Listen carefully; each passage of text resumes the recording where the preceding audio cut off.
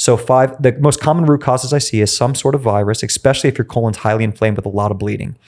And if you've been on antibiotics, that'll make it worse. Antibiotics destroy your microbiome. Your microbiome helps to regulate viruses. 95% or more of America has viruses, one of these viruses in their bloodstream. It's a matter if the body is reacting to it, if it's going rampant. Okay. So you got that glyphosate is going to mess with that, which is found in almost all our food, our rainwater, even our breast milk. We got to get rid of the glyphosate. There's so much we need to do. We got to boost our digestion. You got to be able to break down the food in the small intestine, in the stomach first.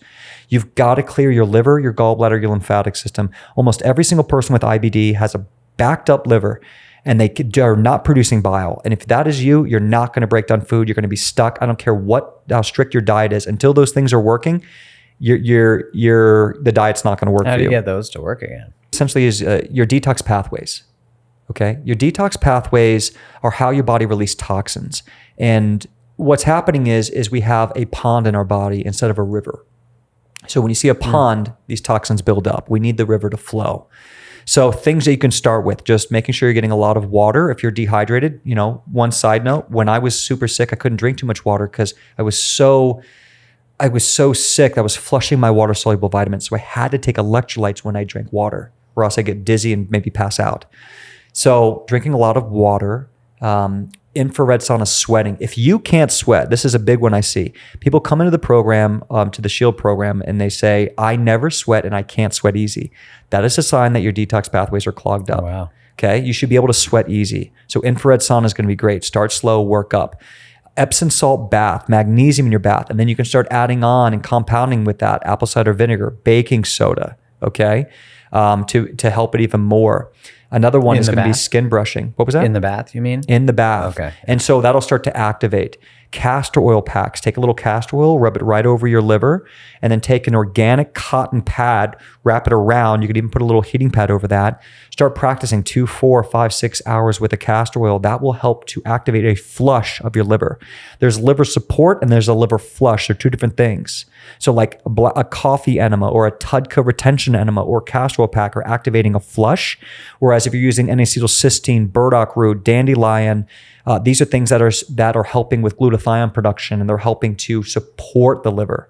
So we need to clean the liver. Now the liver is going to create bile, and that's going to be stored in the gallbladder. The gallbladder is going to help your body have more bile production for fat breakdown. If you don't have enough bile, you're not going to be able to absorb your fat solubles. That's your A, D, K, and E. Can't do that, you're going to have a cascade of problems. Calcium issues, magnesium issues, all sorts. If you can't get A, D, K, E in your body. And if you don't have bile, you can't break it down.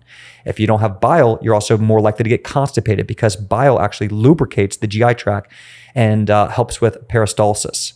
Same thing with B1. If you can't absorb your thiamine in B1, you're probably going to have vagal nerve issues and you're not going to get proper peristalsis. If you're dealing with constipation, liver, gallbladder is one of the common things that we fix, and we see that get fixed out.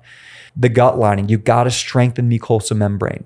Okay, when the mucosal membrane is weak, if you have IBD, most likely you have a weak mucosal membrane. Everyone with IBS has basically leaky gut. If you have IBD, it's 100%.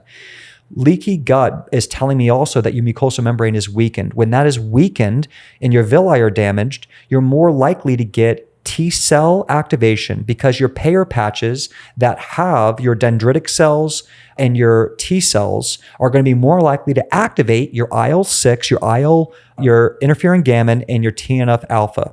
Those are what your T cells are activating.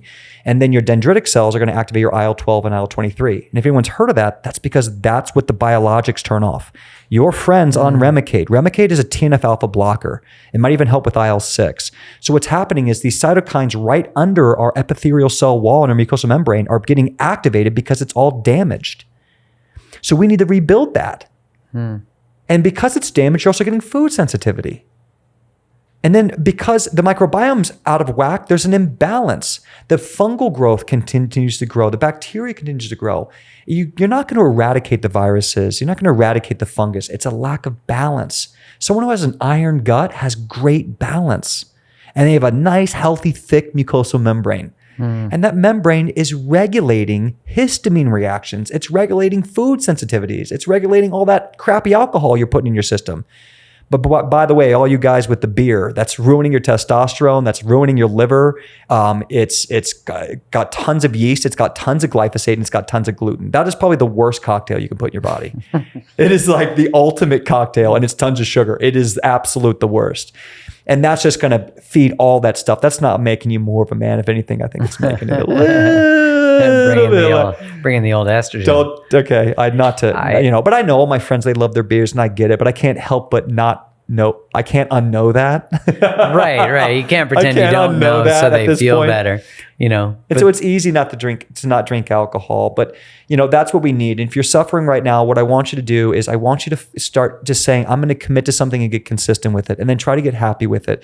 Don't try to be perfect and overwhelm yourself. Just say, try to get consistent. Then when you start feeling consistent and you're getting ROI, because Mark, if I'm working with you and you start to see ROI in 2 weeks, you're going to want more. 100%. You're going to say, bro, load me up, man. My symptoms are going down, immediate feedback. Positive feedback. That's what we need. Let's go. We need ROI. So start with ROI. Do the things that are going to move the needle and that are the easiest to do. That's what I do with my 16-year-old clients, my 13-year-old clients. If I can get that young man or woman ROI, they're going to come back and they're going to say, they're going to be excited to see you. And they might even be excited to tell their friends, and they might even be better at their sports, and their skin might clear up, and the bloating might go down, and that shameful flagellance might go down. And then be able to sit through a movie without running to the bathroom, which was my life. Yeah. They might get in a car and feel okay saying, hey, we're going to go on a two-hour car ride. So many people suffer, man, because they hide that, and then they avoid social experiences because they don't want to be ashamed. And I understand that. And that's we need connection to sever ourselves from connection because we don't think there's a solution. Yeah. When there is one.